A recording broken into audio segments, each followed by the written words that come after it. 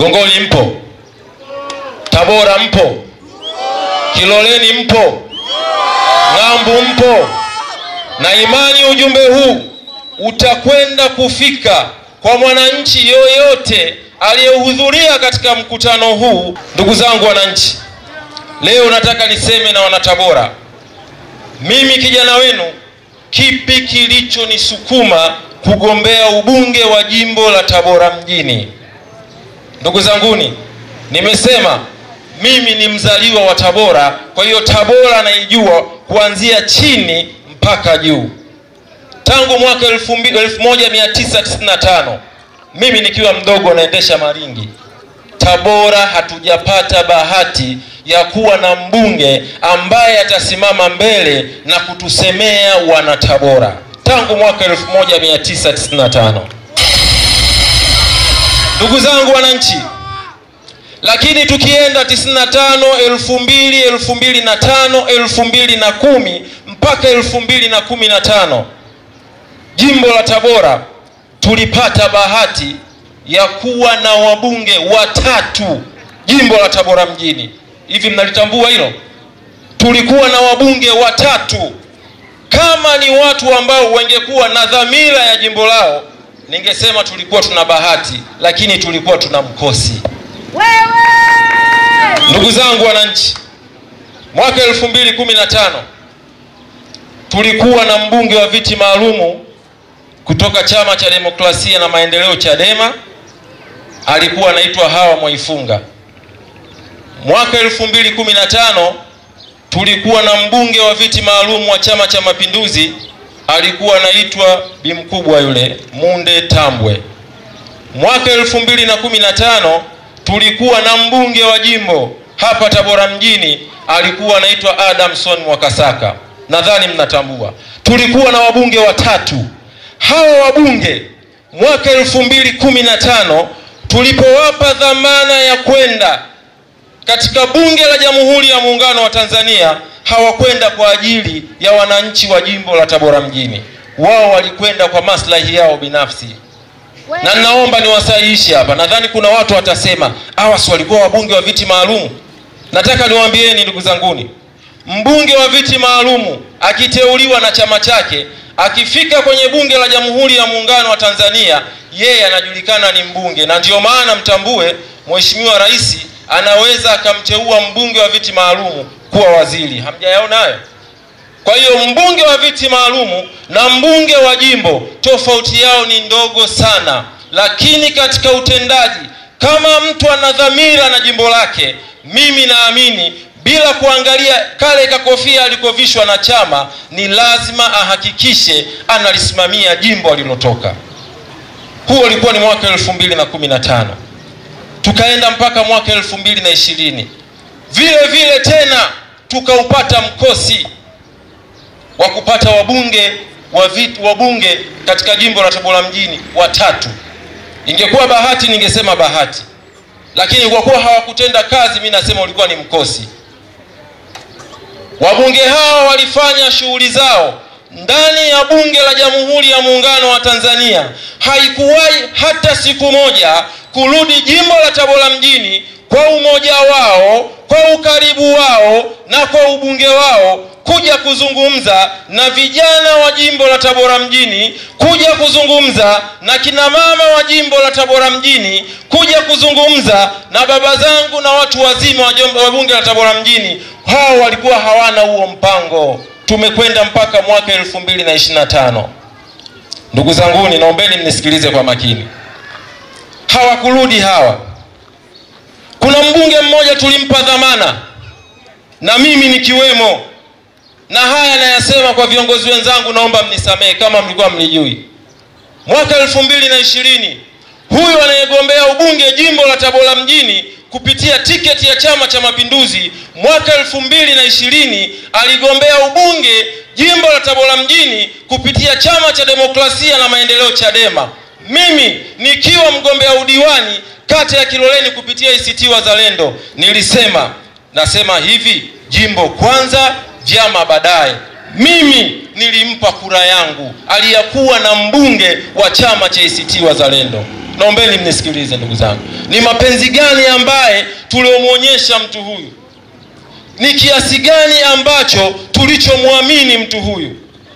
Na alisema miongoni mwa vitu alivyonishawishi, aliwaambia vijana wa jimbo la Tabora mjini atawashangaa sana na atawaona hawana akili endapo wakiichagua CCM wakampeleka mbunge katika bunge la Jamhuri ya Muungano wa Tanzania, atawaona vijana wa jimbo la Tabora mjini hawana akili timamu, kwa sababu Chama cha Mapinduzi na wabunge wa bunge la Jamhuri ya Muungano wa Tanzania ambaye ni mbunge wa jimbo la Tabora mjini wameshindwa kuwaletea viwanda vijana.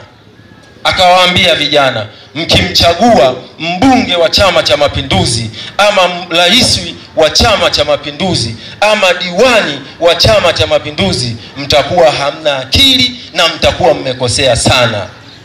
Naomba niwaulize ndugu zangu wananchi, haya aliyasema 2020 akiwaambia vijana wasichague CCM sababu haijawaletea viwanda. Leo amekuja position ya upande wa pili, anadili na vijana na kina mama, anawaambia naombeni mnichague mimi, CCM imefanya mambo makubwa jimbo la Tabora mjini, mama ameupiga mwingi, mama ana dhamira na jimbo la Tabora mjini, vijana naomba mnichague. Naomba niwaulize vijana, huyu anayesema mumchague ameleta viwanda? Naomba niwaulize vijana wenzangu, huyu aliyetuambia tutakuwa hatuna akili 2020 tukiichagua CCM ili hali haijatuletea viwanda, tutakuwa hatuna akili, leo anakuja kwa mgongo ule ule, kabadilisha vazi, anasema tuichague CCM, hususan vijana mtaletewa maendeleo jimbo la Tabora mjini. Leo tuna kiwanda? Ndugu zanguni, CCM wanatukosea sana. CCM watatuonea sana wakazi wa jimbo la Tabora mjini. CCM tutawashtaki kwa Mungu. Nataka niwaambieni, jimbo la Tabora mjini zaidi ya vijana 35,000 kila panapokucha asubuhi hawajui wapi wanakwenda kuitafuta 2,000 alau ya kuweka hata mkono kinywani. Hakuna viwanda vya kusema kijana anaweza akatoka akaenda kujishikiza alau kwa siku hata apate shilingi 4,000. Hakuna. Leo mbunge wa design hii aliyetulaghai 2020 na tena tulimpambania, jua letu, mvua yetu, na tunaamini Mwenyezi Mungu alimsikia, ila yeye anajua aliyoyafanya. Tukamchagua kwa kura nyingi tukiamini huyu ni Hawa, ni mama anakwenda kusema juu ya watu walioacha jimbo la Tabora mjini. Leo 2025 anarudi anasema ilani ya Chama cha Mapinduzi imesema itahakikisha inatengeneza viwanda. Kwa ugeni wa Chama cha Mapinduzi naweza nikasema yeye ajui. Mimi nasoma ilani ya Chama cha Mapinduzi. Hakuna hata mwaka ambao Chama cha Mapinduzi kiliingia kwenye uchaguzi alafu hakikusema ilani yake kwamba kitahakikisha kinaleta viwanda. Kwa kuwa ni mgeni kule hajui, ndio maana kaliona hilo jipya. Lakini kama ni mbunge alikuwa na dhamira, kama ni mbunge alikuwa anataka kuwatetea wananchi wa jimbo la Tabora mjini, hivi viwanda tunavyovipigia kelele, leo viwanda, kesho viwanda, leo viwanda, hivi sio vya kutegemea serikali. Naombeni mumkumbushe huyu. Naomba niwaambieni, mkoa wa Pwani nadhani mnaufahamu. Mkoa wa Pwani wenye wananchi 2,224,000 kuna viwanda vikubwa 102. Watu mna masimu, nendeni mkaguga. Viwanda vidogo vidogo, jumla ya viwanda ni 1,064. Viwanda vikubwa ni viwanda 102. Leo Tabora, mkoa wenye wananchi 3,300,090 na kadhaa, hakuna kiwanda hata cha kutengeneza nyuzi ya kiatu. Ndugu zanguni, hivi hawa watu wana dhamira gani na sisi wananchi wa jimbo la Tabora mjini? Wana dhamira gani na sisi wananchi wa mkoa wa Tabora? Hivi hawatuonei huruma? Hivi wana mapenzi na sisi? Leo tuliyemwamini, tuliyempa dhamana, ameshindwa kutuambia 2020 2025 CCM wamezidi kuididimiza Tabora. Nyinyi mliipa kula nyingi CCM imewakataa. Naomba mwaka huu tuikatae, lakini naye amekwenda kule. Ameungana na wale ambao wanaotudhalilisha, wanaotukandamiza, na anarudi kusema mama ameyafanya mengi. Kuna mmoja amesema anakaa kwenye mgongo wa mama. Ndugu zangu wananchi,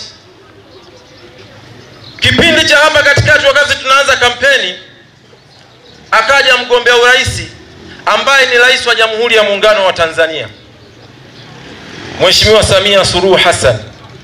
Mimi niliamini labda kwa uzoefu wa mtu huyu yawezekana leo akamueleza ukweli mama, lakini aliyoyasema na ninayo na nitayasambaza na nitayasema.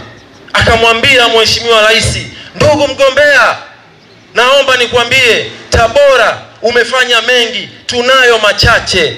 Ukichaguliwa ukawa rais wa Jamhuri ya Muungano wa Tanzania, naomba utuletee dampo la kuwekea uchafu. Ndugu zanguni, inatia uchungu. Na haya aliyasema, anaomba dampo la kumwagia uchafu, vijana hawana ajira. Anaomba dampo la kumwagia uchafu, vijana waliomaliza shule 2020 mpaka 2024 hawajui hata shilingi 5,000 wanaipata wapi. Leo bwana vijana wenzangu, kuna michezo tunaifanya, tunaamini tunakwenda kuwa tajiri. Ukiweka 3,000 unatandika mkeka, unaamini unakwenda kupata 700,000. Inapigwa ile 3,000. Imepita asubuhi ujala. Unakula mchana unapata 2,000, unasema ngoja nimpige muhindi.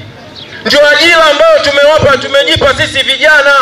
CCM wametukataa.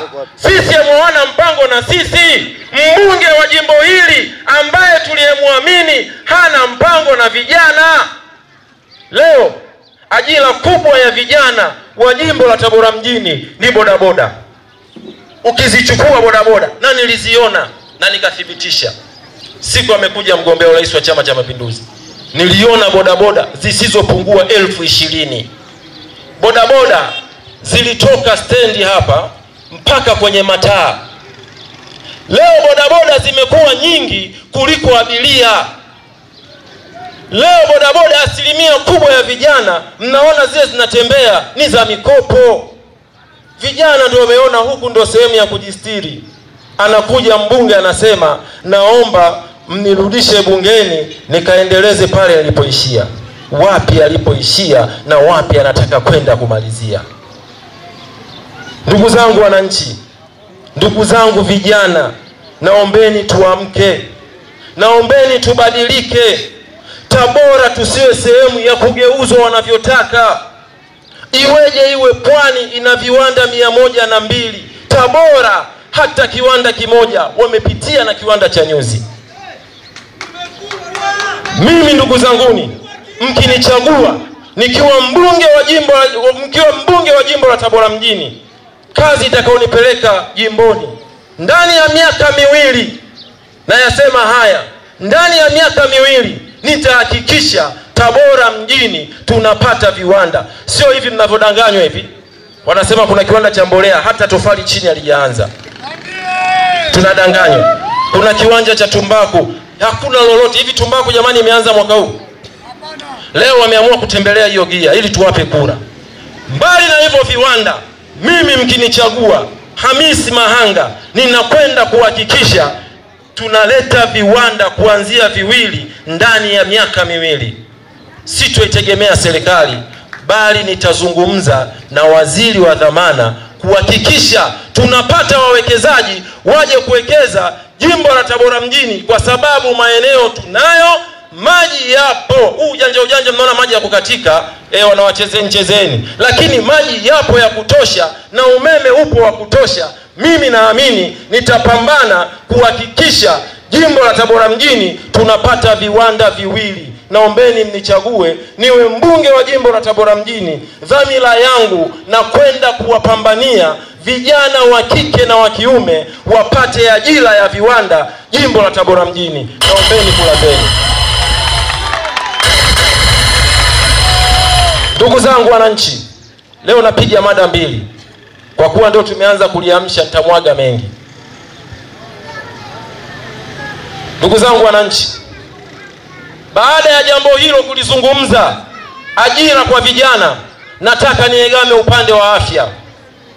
Hivi hawa wabunge wetu tuliowapa dhamana, kwa nini wanamlaghai mheshimiwa rais?